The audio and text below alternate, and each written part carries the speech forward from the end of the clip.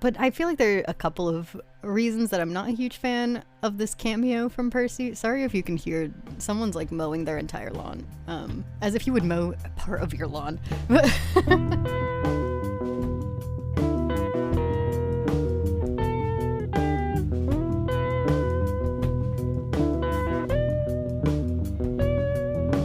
Hi everybody, and welcome to Monster Donut, a literary and historical deep dive into the Percy Jackson series and all of its following spin-offs. I'm Phoebe, a dramaturg and story consultant. Emily is not here. I am alone because we are going to talk about The Sun and the Star by Riordan and Mark Oshiro. Emily is not reading this book until we get there chronologically, partially because she has not read the last couple Charles von Paulo books, so can't read it anyway, but also because, you know, we want some of those live reactions later on. So a live reaction is actually what I'm about to do. I am going to walk to Barnes & Noble in a second to go pick up The Sun and the Star. So the first like 20 or 30 minutes of this episode is probably just going to be a bunch of moments from my initial read, like live reactions cut together.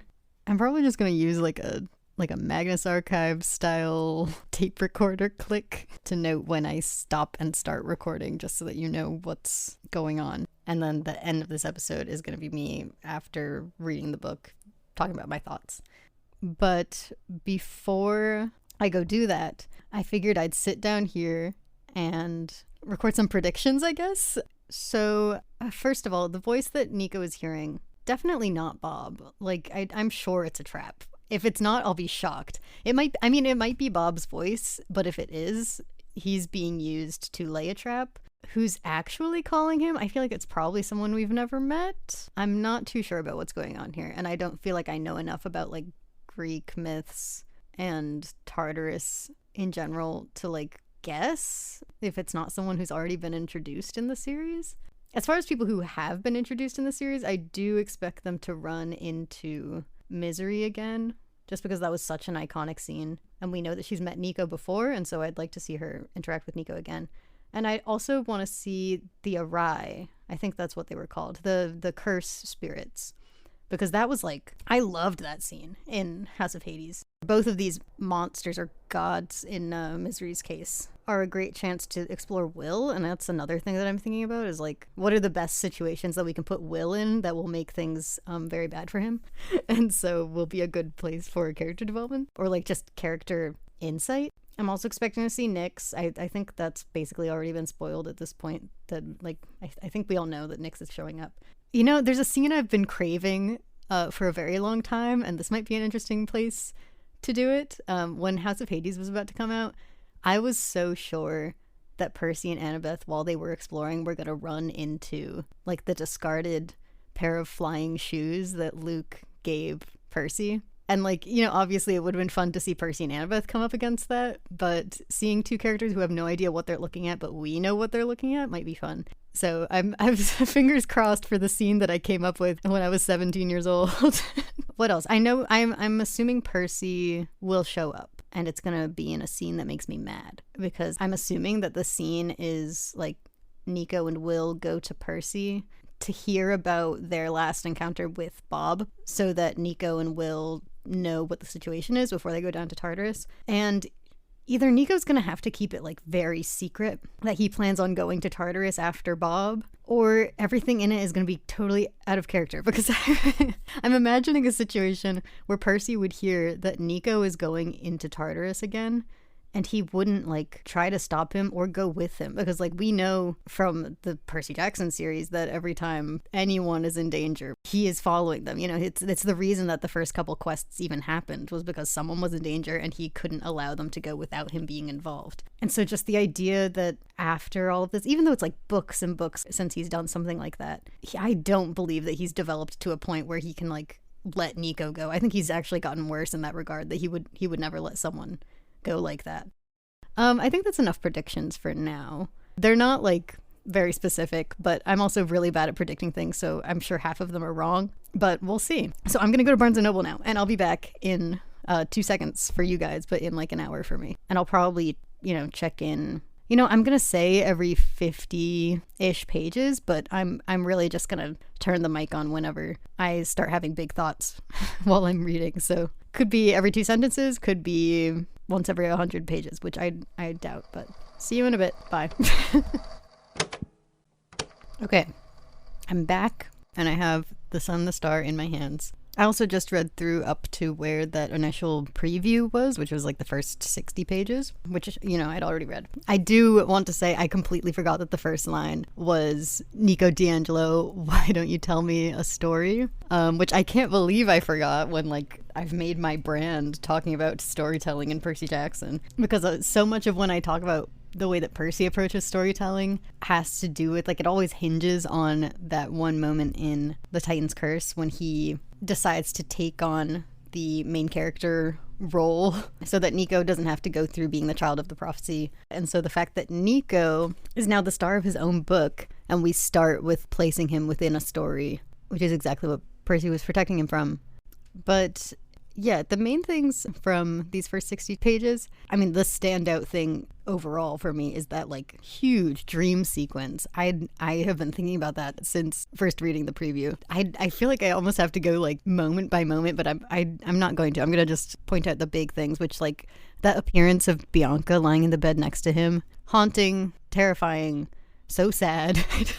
I feel like that's almost the scariest part of this entire nightmare, is the moment when you realize he's lying in the bed in the Lotus Hotel, and that when he turns over, Bianca's lying there next to him. And then, like, obviously the Jason part where it's like he's back in the room, but everything is in its place because Jason wasn't there to, like, break the bust, and you just feel his absence in that way. Like, you know, Apollo has that dream where he talks to Jason after Jason dies, and it's sad, it made me cry. But this, where it's just like you feel the empty space where Jason was, that's almost even worse.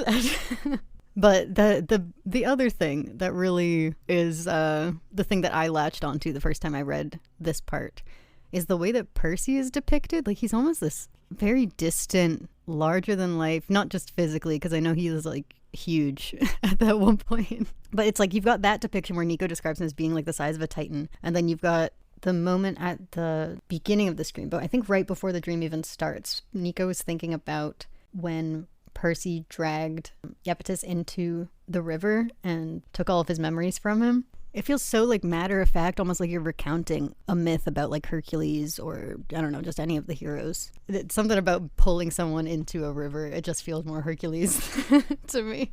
And when he shows up crying, like, we have only seen Percy really cry once. I think he teared up in Blood of Olympus when he was talking about his mom, but I don't think he actually cried. I think the only time we've seen him cry is when he was climbing the hill in the first book after seeing his mom fake killed by the Minotaur.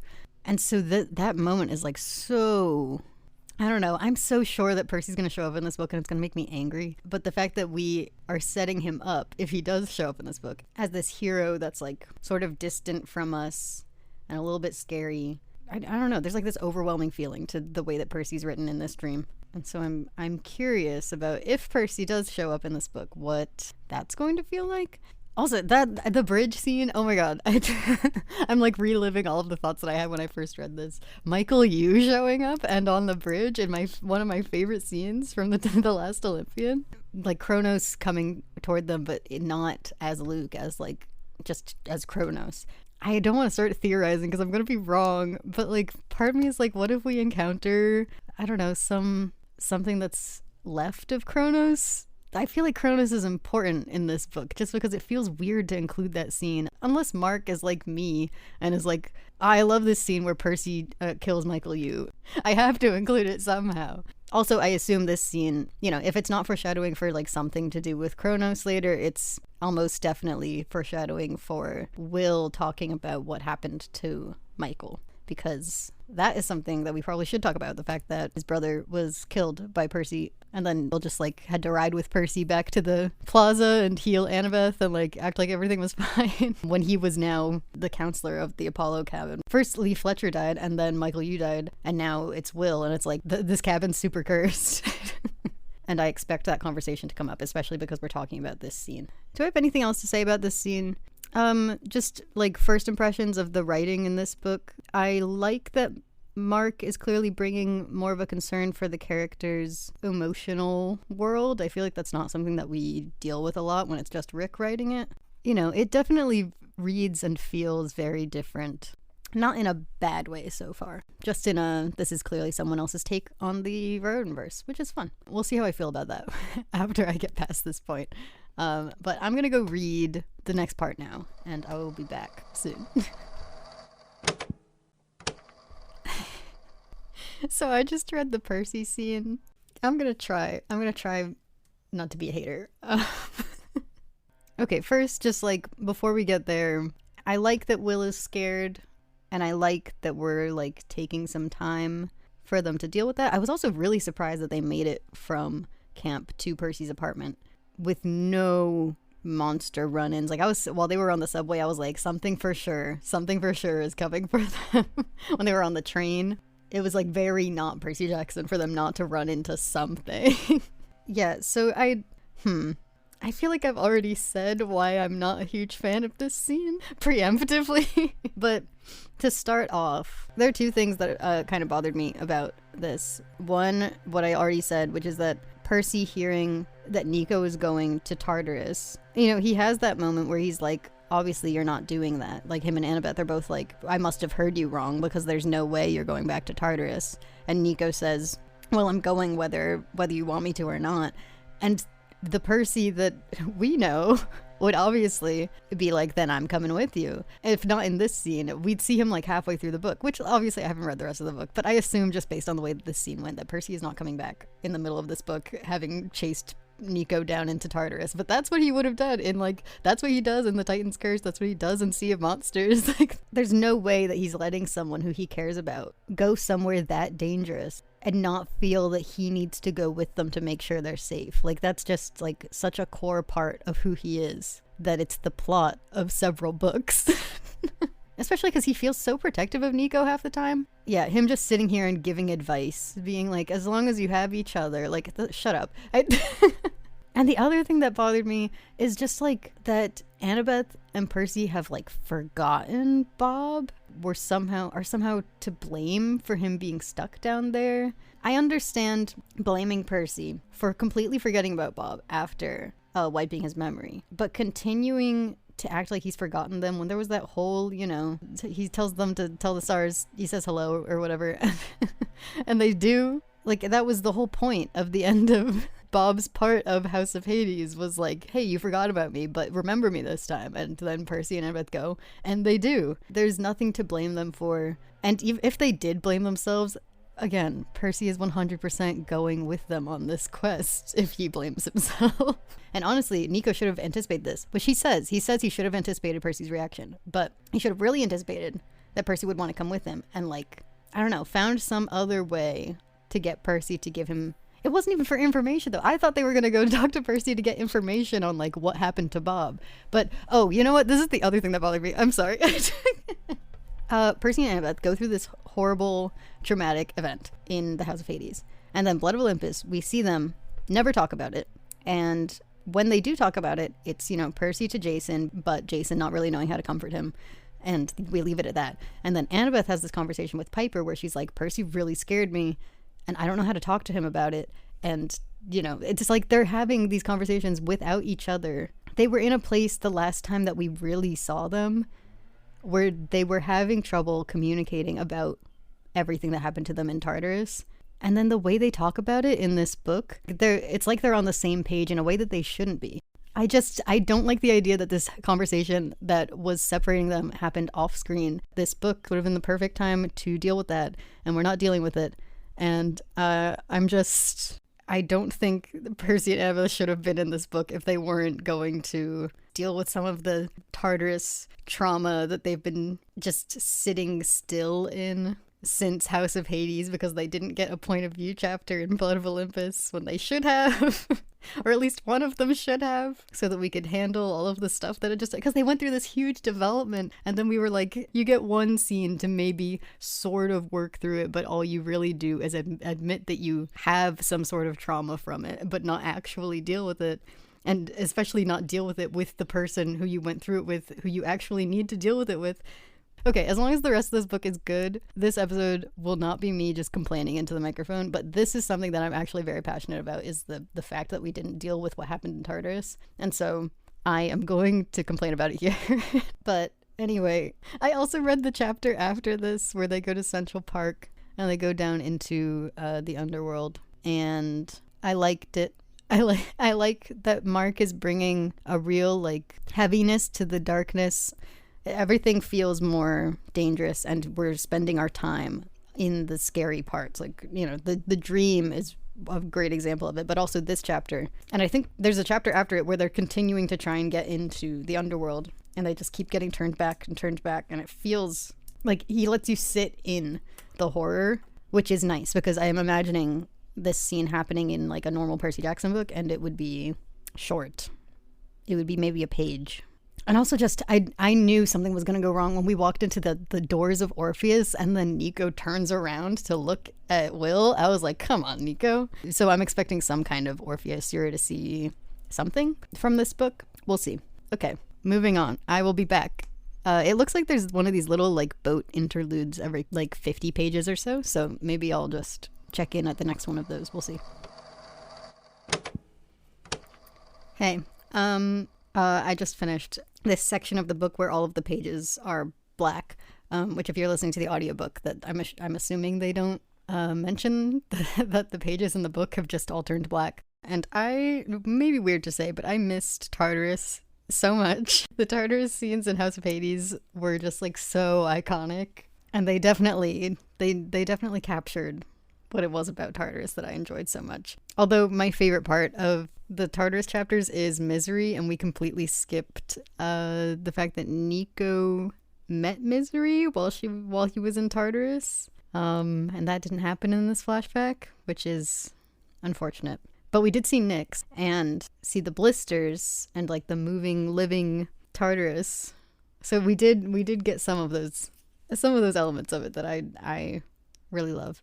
I love that Nemesis showed up, because to me, I think I've mentioned justice is a big part of Nico's character, and like his mission in a lot of the books, it's a lot of like retribution and all that. So I like seeing Nico getting to talk to Nemesis and her telling him that he has like an imbalance in himself that he has to work through. Also, the fact that Nico's mom read him the Divine Comedy when he was younger, as in like 9 at the oldest, which is just a crazy thing for someone to do. Which, like, what I'm about to say, I feel like should have a trigger warning on it for suicide. Having that moment where Nico remembers a piece of the Divine Comedy and then uses what he remembers and drinks from the Phlegathon, and it works. It tells me that some of the stuff that's in the Divine Comedy is relevant, and then going immediately from that scene into walking through this forest where the trees are kind of morphed and strange. I mean, it's immediately reminiscent of the suicide trees in the 7th circle in the Divine Comedy, which I remember the forest in House of Hades, but I don't remember anything about it. Like, all I remember is that it was described as almost looking like without branches, just like hair coming out of the skin of Tartarus. I think that's how it's described. I hope I didn't make that up, because that'd be strange. But I don't think these are the same woods. If they are, I feel like the trees are described differently here. But going from that reference to the Divine Comedy and then continuing into this forest, I was immediately thinking like, okay, we're in sort of Divine Comedy land. Wondered if Nico had that thought too. Didn't seem like it, but yeah, loved the description of Nyx here. See, I should have reread House of Hades before reading this book, because I know I loved the Nyx scene, but I could not tell you what happened in it. Maybe when I get to the end of this book, I'll go back and reread some of the scenes that stick out to me as ones that I should reread, like the Nyx scene, so that I can say more about it. But we'll see. Okay, I'm gonna get back to reading this book, because I'm sure I'll have more to say in a second. This book really just wants to keep proving me wrong. So Nico just said that he met Misery in a dream once, and so that's where he met her, and not even in Tartarus. I have to reread that scene just to figure out what's going on. But what I do want to say about this moment is I really like this line that Nico just had. Nyx is obsessive. I faced her only briefly, and she was downright offended by who I was. She's a primordial goddess of night and darkness. There's nothing she despises more than someone who leaves their darkness behind. She doesn't like beings who reject the form they were destined for. So the idea is that Nyx... Oh, Will says it like a line later, or like a page later. Nyx believes that everyone is destined to be one thing. Nico, like Bob, has defied that. This is a strange interpretation of Nyx. I really do need to reread her scene. Because I wouldn't even say, like, she herself is two things. They just listed them. She's the goddess of night and darkness. They might sound like they're the same thing, but they're two very different things. But if she is mother, I don't know what they mean by, like, Nyx is stirring. Wasn't she awake? What do they mean she's stirring? Is she trying to crawl out of Tartarus? But then why would she be summoning them down there? I don't know. I'm just trying to piece it all together, understand what's going on here. I don't know how you say this guy's name. Minoetes? This Minoetes scene, though, I'm kind of living for it. I think it's a real breath of fresh air.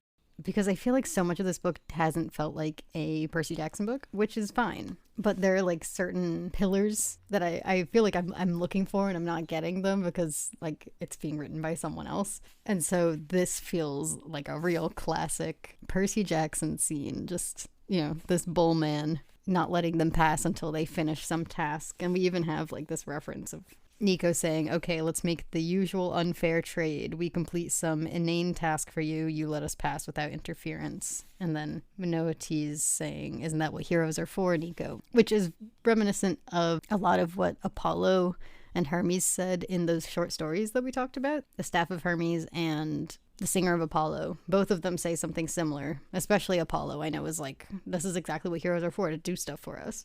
So I have a feeling I'm going to like what's about to happen. It looks like they're about to go to Persephone's garden to steal fruit.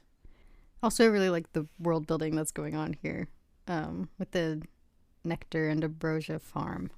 But yeah, nothing to say about that. Just I like that it's there as a detail. Okay, I really liked this scene between Will and Persephone. Their conversation about being creatures of light married to creatures of darkness or dating creatures of darkness. And Persephone telling Will that he has to appreciate the darkness and find it within himself too. I was also surprised by this depiction of Persephone just because the last time we saw Persephone, or at least the last time I remember talking about the way Persephone was depicted, it was that really pale, drained version of her that existed in The Sword of Hades. And here she's like extremely vibrant, which obviously is so that her conversation with Will makes sense. And I think it's fall in this book, so I guess maybe she's just arrived and that's why she's like that. Is it fall? Did I make that up? I think it's fall. But yeah, I really liked this scene. I really like spending time with Will because we know so little about him. And so all of these scenes where we get to hear his conversations with other people, because even the chapters where we're in his point of view, I'm starting to get to know him, but not totally. It's really the conversations that are doing that for me. Yeah, these last couple chapters I have been a big fan of. And I'm going to keep going and hope that remains the case. So we just learned, I'm on page 250 if anyone's like, I don't know, trying to only listen up until where I start spoiling things for them. We just learned that Nyx has Bob inside of one of those regeneration blisters and is holding him in a permanent cycle in there, like a permanently trying to regenerate until he chooses to become Iapetus again instead of Bob. And this really stuck out to me because one of the moments from House of Hades that I am always returning to is when Percy is standing in front of one of those blisters and talking Bob into killing his brother who is currently trying to regenerate inside of the blister, which I imagine is what Nyx is doing here because he probably comes close to regenerating and then she destroys the blister and he has to start all over again. And so it's interesting that we have Bob stuck in that same state that Percy had him inflict on Hyperion. Yeah, that's an interesting punishment for him, especially because we're dealing with that whole, like that was the moment that Annabeth was really afraid that Bob was going to realize who he was. And so the way that Percy dealt with that was by basically reminding him, by being like, yeah, that guy looks like you. It's because it's your brother and that's who you are. You're a Titan. And basically telling him to choose to be Bob so that he would stay their friend. Like he tells him like, oh, we're friends, right? And so it's interesting that it's Percy having Bob make that decision in front of Hyperion, and now Nyx is trying to force Bob into making the opposite decision by keeping him in the same state that Bob put Hyperion in. Okay, I'm gonna keep reading. That was just, I like this. I like where this is going. Okay, I have now read through chapter 30, which is where Nico and Will have officially started to fall into Tartarus. So I should probably talk about everything that had just happened in the underworld. But this last chapter was crazy. With them on the Acheron, this conversation is so not something I was expecting out of this book. Will saying that he feels guilty of murder because he stood by while Nico killed Octavian in Blood of Olympus. It was like I stopped in my eyes stopped in their tracks. I couldn't read anymore. Because I feel like that's like something that, at least in the fandom, we've talked a little bit about, is the highest kill count of anyone in the series. But I feel like that's mainly because of just the way that he thinks of death as like just something that's coming for everyone, and that when it's your time, it's your time. When you're past that time, that's most of the people that he's killed, it's because they are past their time. But Octavian was an exception to that. But yeah, I like that we're really addressing that here with the voices in Nico's head saying, you know, you're so cavalier with life, you take it away so easily, you distribute death like a badge of pride. I don't know what to expect from this Tartarus stuff. I do know that I am enjoying this book a lot more now that I'm like in it. Yeah, and then this conversation with what's her name? Gorgira, about lonely souls. The only thing that can help them is a story from someone else, or telling their own story to someone else and recognizing themselves in someone else's story. I don't know, just want to note that as like a thing to keep in mind. I'll probably at the end be able to talk about like the bigger themes and stuff like that. But for now, I'm just kind of noting things where I see them starting to pop up. Okay, into Tartarus. I think this encounter with Amphithemis is done now, because Will just sent him after the dog men. And I really liked the moment when you realized he was a mania. That was really cool. I just like this whole section. But the thing I turned on this mic for was what Will did here at the end by using Amphithemis's mania to convince him that the dogmen had the child. I kept thinking about like the way people talk about the way that Percy was in Tartarus, because I know some people think of it as him kind of going into survival mode, and that's why he acted like that down there. Some people think it's just like a part of him that, you know, is always in him, and he was just put in the right circumstances for that part of himself to be exposed to the degree that people will start noticing it a little bit more. I don't know. We'll get to that when we get to House of Hades, about what my feelings are on the way that Percy is when he's in Tartarus. But this moment reminded me a lot of the way that Percy was in Tartarus, just because we have this moment of Will coming up with a slightly cruel way to get rid of these dogmen, and Nico gets upset with him, and it just reminded me of how cruel you have to be to get through a lot of the things that you encounter in Tartarus, and that was something that Percy was able to do, and that really upset Annabeth.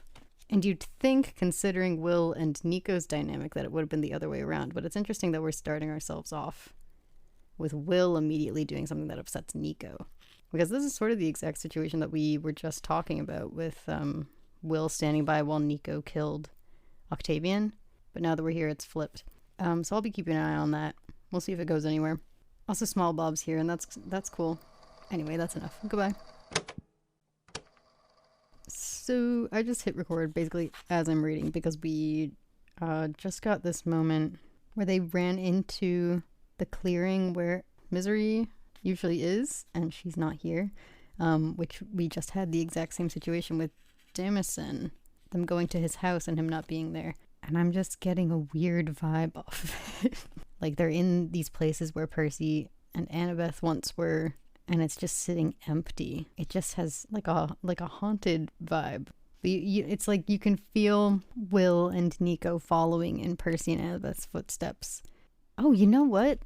Oh, but it doesn't totally work. The thought that I'm having, which is more similar to like what happens in Trials of Apollo, that opening moment of like let's go to Percy's apartment and it's also sitting empty, but like that's more of like the vibe when you get there in isn't that what happens in Tower of Nero? They're like, oh, let's go see Percy, and he's not there. It's just this emptiness that they left behind. Let's just see what happens in this scene. I'm not really saying anything right now. I wish this book had come out in June, so it could be a Father's Day gift to Nico. What is going on? All of Nico's negative emotions have been turned into little guys.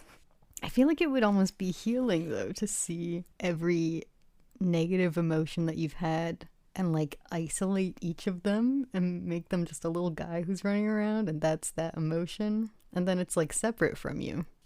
Genuinely, I don't even know what to say about this. I'm gonna just finish this scene and see. Okay, I just had to put the book down very quickly because I've been reading all of this at like lightning speed. I'm probably going to finish this whole book in one sitting. And Nico is mid-dream and Bianca just showed up, so I have to put the book down. But at least talk about what just happened because I'm not ready for that. There's a lot that this book is doing in terms of like themes and metaphors that I think is exactly what this book needs to be doing. Dealing with loneliness and how to be in a relationship with someone who is struggling on the level that Nico is, and how to navigate how difficult that kind of relationship might be on both ends when the person you're in a relationship with can't understand where you're coming from. And so I've liked watching them try to navigate that because it's like, you know, Will say things that he would never think would hurt Nico, and then you go into Nico's perspective and it's like this small thing that Will said really bothers him. But this last encounter with Nyx and this whole conversation around like accept that you are just like pure darkness, and then that conversation that Will and Nico have afterward where Will is like, I keep trying to get you to overcome the darkness rather than accepting that that's a place that you live in and that we need to meet there. And Nico getting that moment with Nyx being able to say like, I know I live in that and that isn't all that I am, and that it's not about overcoming it, it's about just like it being a part of who you are, but it's only a part of who you are. I'm not a huge fan of this whole idea of Nyx being like, you have to be one thing and I'm coming after every single person who's not one thing. But on the like metaphorical level of like, you know, yes, you can live in that darkness and also be 100 other things. I like that. That works for me. I'm really curious about this Bianca scene. I'm trying to think if I have any other thoughts to say before I read it, but I really want to read it and see her. It's gonna make me cry though. Okay, I'm laughing instead. I know it's supposed to be a sad moment, but the idea of Maria D'Angelo showing up and then Bianca showing Zeus's figure and saying his lightning bolts do 600 damage. Like, she died from that. Okay, I'm gonna take this scene seriously. I'm sorry. I took the scene seriously, and now we're back at camp. And we have this scene where Nico and Will are going back and forth telling Mr. D and Chiron what happened on their quest. And, you know, I've had all these questions about, like, why is Percy telling his story in the first series? And what role storytelling has in these books. And I really like that I'm getting an answer here. With, you know, storytelling is necessary for connection between people who feel like they're alone. Okay, I've finished the book. Were my predictions correct? No, but, you know, they never are, so it's okay. I really enjoyed a lot about this book. I think the Tartarus scenes were a lot of fun, and I think I enjoyed basically every encounter that they had with a mythological creature. I wish there were like one or two more, but really like all of them were A+. Some hilarious people in this. Honestly, I think the only one that fell a little bit flat to me was the actual encounter with Nyx. And like I think I said at the beginning of the book, that I'm pretty sure it's Mark that's bringing this extra horror element to a lot of these encounters, and like especially the nightmares. Like the ones that stick out to me the most are obviously the one at the beginning that's like 30 pages long that Nico has. And Will's nightmare about the sticks, that one's really, like, it's like a chapter long, and it was so disorienting because I think it was our first time in Will's point of view anyway, so it was just like reading this scene but from Will's perspective, and none of it's totally lining up with what Nico just described for 3 chapters. And then having Nico like walk into the sticks and you're like, okay, he's definitely like hallucinating right now, but what is actually going on? So I liked that, the confusion, and then just the physical, visceral pain descriptions. But Mark brought a lot more meditations on the actual physical sensations that are going on and the horror that they're experiencing. The other thing they're bringing is that extra attention to the emotional worlds of the characters, which I have some mixed feelings on. It's a good thing that we're doing that, especially in a book about Nico, who really needs that. And I enjoyed most of, if not all, of the actual things that were going on, but like there's something about the dialogue and some of the internal dialogue. Like I feel like a lot of this book reads like all of the characters have been in therapy. Like they just have these conversations and realizations in their heads that are just like way too emotionally cohesive. And I can understand that from Will's point of view. Like he seems like the type of guy to just talk like that all the time. But I'm not totally buying it from Nico, and I'm not totally buying a lot of how quickly Will and Nico are able to have conversations about these things, or even like that their conversations go so smoothly when they're talking about these emotional moments. I know that they've been together for like a year at this point, but like even then, with characters that are this anxious about their relationship with each other, who each have their own reasons for that, like it feels inevitable that they come to heads on that more often, or miscommunicate, or can't articulate even to themselves, let alone each other, why things are hurting them. Like the only big argument, there's that one argument that I think is really nice in is it the one that they had about Amphithemis? I think that was the fight that I liked. And then even that is like resolved very quickly. It's just as emotionally, like as much as it acknowledges that emotions are complicated in this book, the book is not very emotionally complicated. Because it's not letting them like talk like real people. They only talk like the most well-adjusted, perfect boyfriends, you know? I know they have their like miscommunications and all that, but still, it's all resolved very quickly, and none of it is like, the only one that stays with them for a while is just Will not liking the underworld and Nico acting like he's personally offended him, because Will didn't know that flowers grew underground. Other feelings, I really liked the middle chunk. Like, I think the section where we met, whatever his name was, the bull man, all the way to right before when we met Nyx, that was my favorite chunk of the book. Actually, no, including some of the encounter with Nyx. I really liked that moment where Will saw the house for the first time. We're like mid-battle and Will sees the House of Night for the first time. I feel like it's easy in either like House of Hades or this book to start to get used to the horror that's in it, and so I like that we in both of those books have that moment. Like in House of Hades, we have this moment where Percy sees Tartarus, like the guy Tartarus, and it makes him like freeze and drop his sword, where it's just like pure fear for a moment. And then we also get to have that moment where he sees the house for the first time in the middle of the battle, and it's like you really get to understand how horrific their surroundings are in the middle of this. Yeah, I think I don't know, maybe, you know what, I think the reason that the Nyx stuff wasn't totally working for me was that I did like the idea of like she is going after Bob and Nico because both of them are trying to leave their darkness behind, and she can't have that, and she's the goddess of darkness. That makes sense to me. I think it was that extra layer of like she just wants people to be one thing. You can only be one thing. That didn't totally read for me. It felt like it was a little too on the nose, if we're like, you know, it felt like it was thrown in there just so that we could have that point of like, no, I'm complicated, and didn't totally line up with my understanding of Nyx. I don't know, is that from the myths? I think the other thing with Nyx was like the introduction of the Cocoa Puffs. Like, honestly, okay, I think they would have worked for me if they had been present throughout the book in a way that Nico had to like handle them, and they were a part of him working through those negative emotions, because the way that it is, they're just like Nyx throwing these kids at him at the end, and me having to like pull a metaphor out of them because they weren't a part of Nico's journey at all.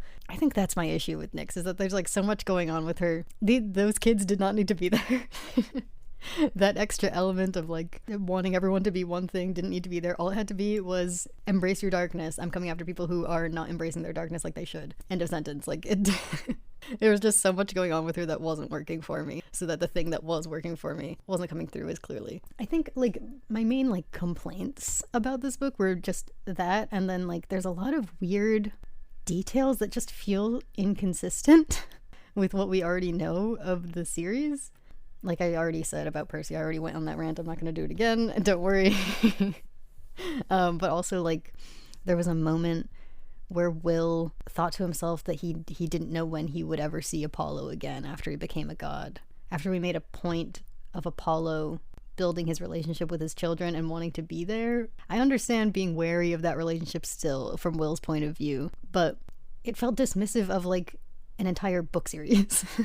There was also Hades at the end, the realization that Hades was the one who sent the prophecy and was using the oracle after, again, an entire series of the emperors being villains for their abuse of the oracles. It feels, I don't know, a lot of the setup of like what this book is about. It's like I loved what this book was about. It's like the setup of the book was just so full of things that were clashing with what I knew already going into this book, and so that was detracting from parts of the book for me. But once I was in it and I enjoyed it. I don't know, I'm going into like dramaturg story consultant mode, but I shouldn't be. I'm not their editor. I'm gonna get out of it. I don't want to be in here. Overall, I love these boys. I love Tartarus. I loved a lot of the scenes that were in this book. I keep thinking about that satyr. I loved him, even though he was like in, I don't know, 2 chapters. Same with Gorgira, I think was her name. And I didn't even mention them, I don't think. But the 2 like woolly mammoth, what were they? The Eternas? Or Eternae. So funny. So stupid and so fun. And the bullman, like the encounters in this book were so good. And I'm so excited for like, if we get more of these spin-off books, like I'm assuming, I mean, I think the one that we all are expecting is the like Thalia Reyna Hunters book. But if there are more, I mean, a book like this for Piper and Sheld. I didn't even mention that Piper was there.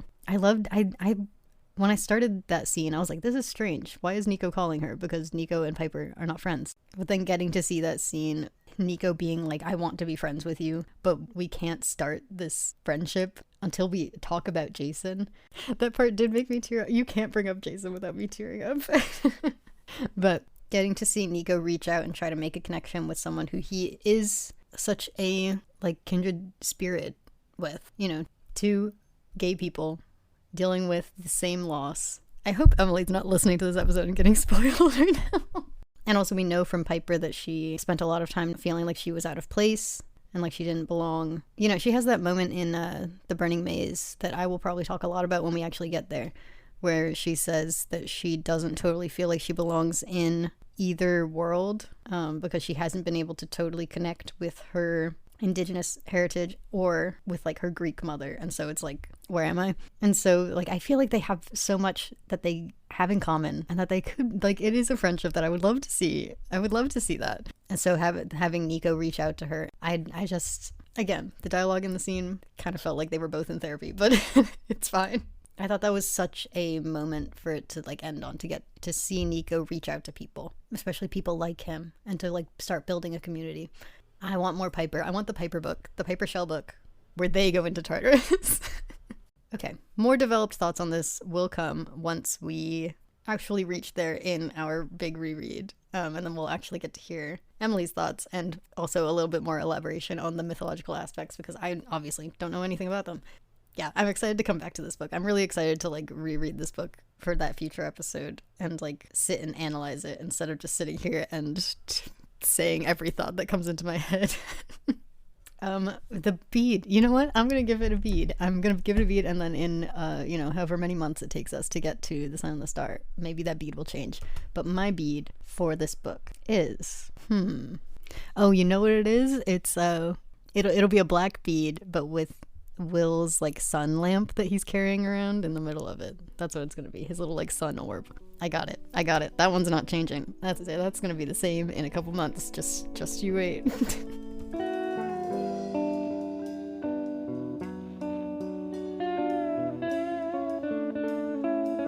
Thank you all for listening to Monster Donut. Next time, we will be reading The Son of Neptune. Hazel, Frank, here I come. I'm so excited. Raina, I'll see you in a second. I just realized that Emily follows, obviously, the Monster Donut account and is going to see whatever art that I post. So maybe whatever art I make won't be too spoilery, but it will be posted on our social media, which is at PJOpod on Twitter, Instagram, and TikTok. If you'd like to email us any of your thoughts, you can do that at monsterdonutpodcast@gmail.com. And now we have Ko-fi or coffee, however you say it. Someone please just tell me how you say it. And you can find a link to that on our social media in our link tree, which again, at PJOpod. And rate and review us on Spotify, Apple Podcasts, wherever you're listening. It does a lot to, I don't know, boost us in the search results, probably. So give it a try. We'll see. We'll see what happens. I think that's it. This is so weird to do when I'm sitting here alone. Okay. Bye.